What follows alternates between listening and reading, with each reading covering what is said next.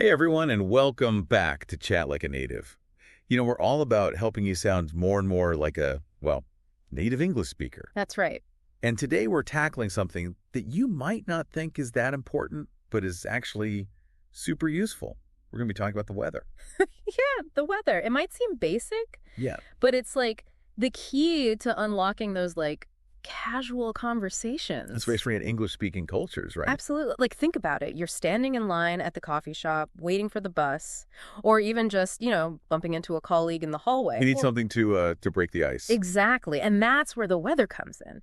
It's this universal topic that everyone can relate to. Yeah, and our deep dive today is going to help you go beyond just, it's raining or it's sunny. Right. And really use weather talk to connect with people. It's about understanding the cultural nuances, too. Like, in England, they have this whole thing about the weather. Oh, yeah, like it's part of their national identity or something. Totally. Their weather is so unpredictable, it's become a source of humor. Like, they'll make jokes about needing their wellies, even if it looks sunny outside. See, that's what I mean about cultural nuances. You gotta understand that kind of stuff to really sound natural. Absolutely. And that's where mastering weather vocabulary comes in. It's not just about knowing the basic terms, it's about using them in a way that reflects the culture and your own personality. So our source material is called Essential Weather Vocabulary. We got to start with the basics, right? Make sure we're all on the same page. Right. Sunny, cloudy, rainy, all those good ones. But then it gets more interesting. Like, instead of just saying hot, you could say scorching Oh. or sweltering. Yeah, or instead of cold, you could say freezing or bitterly cold. Ooh, I like that. Bitterly cold. It just sounds so much more, evocative. Right. And using those stronger words, it's not just about being more descriptive. It also shows how you feel about the weather. Oh, that's a good point. So you're adding a bit of your own personality into the conversation. Exactly. And then there are the idioms. Our source lists a whole bunch like, under the weather, when it rains, it pours. Oh, and don't forget a fair weather friend. Yes. My personal favorite, though, raining cats and dogs. I mean, come on, who doesn't love that one? Yeah. But I've always wondered, where does that even come from? Right. It's a weird one. The exact origin is, well, a bit of a mystery. Yeah. But one theory is that it comes from way back when houses had thatched roofs. Oh, interesting. And so when it rained really hard, animals that were sheltering in the roof would get washed out. So basically, cats and dogs falling from the sky. So I guess it makes sense that heavy rain equals raining cats and dogs. Exactly. And that's why idioms are so great. They add color and humor to the language, and they make you sound more like a native speaker. For sure. But, knowing all these words and phrases is only half the battle. The real challenge is using them in actual conversations. Right. You got to know how to make them flow naturally. Exactly. And that's what we're going to focus on in the next part of our deep dive, so make sure you stick around. We'll be right back. All right, welcome back to Chat Like a Native. We're digging deeper into this whole weather talk thing. And we're uncovering some pretty fascinating stuff, like how weather can be a cultural touchstone. Yeah, like we were saying before about the British and their love-hate relationship with rain. Exactly. They've turned it into a whole art form. Complaining about the weather, I mean. But in a funny way. Right, it's like a bonding experience. Yeah, you're right. It's like we're all in this together, suffering through the rain. So how can our listeners actually start using all this knowledge in their own conversations? Well, our source material gives us some really good ideas for practicing. It talks about role-playing different scenarios, journaling, even watching English weather forecasts. Watching weather forecasts, really? Oh, yeah. It's actually super helpful. You pick up on new vocabulary and see how it's used in context. Plus, you get exposed to those regional accents and dialects. Oh, right. Makes sense. Yeah. I guess we should probably talk about those basic weather terms, too. Right. We kind of jumped ahead to those more colorful words. Yeah, good point.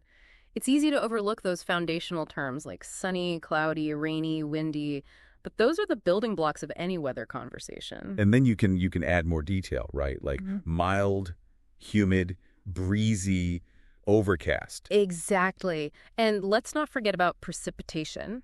Words like drizzle, downpour, hail, sleet. Those really paint a picture, Yeah, it's like you're giving your listener a high-definition weather report. Uh-huh, exactly. But, beyond just the words themselves, there's also tone of voice and, nonverbal communication. Oh, yeah, right, right. It's not just what you say, it's how you say it. Absolutely. Like imagine you're complaining about the heat. You might sigh dramatically or wipe your forehead. Or if you're all excited about the snow, you might, I don't know, rub your hands together or something. Exactly. Those little things really add a layer of authenticity to what you're saying. And make the conversation, I guess, more engaging, too. Right. And on the flip side, don't forget about active listening. It's not all about you talking. Pay attention to what the other person is saying. Ask follow-up questions. Right. It's a conversation, not a monologue. Exactly. And remember, even if you stumble over a word or, make a mistake, don't get flustered. Just laugh it off and keep going. Yeah, it's all about being comfortable and confident. Exactly. Speaking of which, there's one more aspect of weather talk that we need to explore, and that's the art of subtlety. Ooh, sounds intriguing. And that's what we'll be diving into in the final part of our deep dive. All right, welcome back to Chat Like a Native. We're wrapping up our deep dive on weather vocabulary, and I'm really excited for this part because we're talking about subtlety. Yeah, subtlety. This is where we go beyond the dictionary definitions and really start sounding like, well, a native speaker. So what exactly do we mean by subtlety in weather talk? Well, think about it this way. Native speakers often use weather vocabulary to express emotions or opinions kind of indirectly. It's like you're not saying exactly what you mean, but you're hinting at it. Okay, so like instead of saying I'm cold, you might say something like it's a bit nippy out there. Yeah, exactly. Or instead of complaining that this heat is unbearable, you might hear someone say this heat is relentless. It still gets the point across, but in a more subtle way. Oh, I see, I see. So it's about understanding those little nuances in how people use language. Right.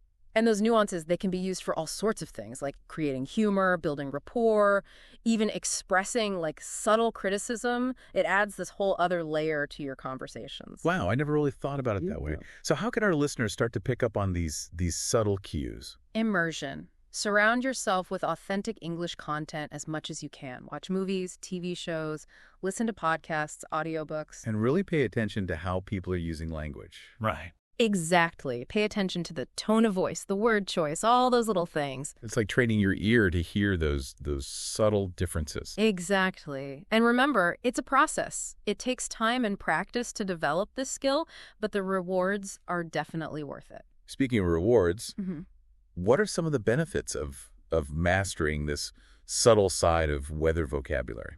Well, for one, it'll boost your confidence. When you can understand these cues and use them yourself, you'll feel much more comfortable chatting with native speakers. It's less awkwardness, more connection. It's like you've cracked the code, you know? Yeah, exactly.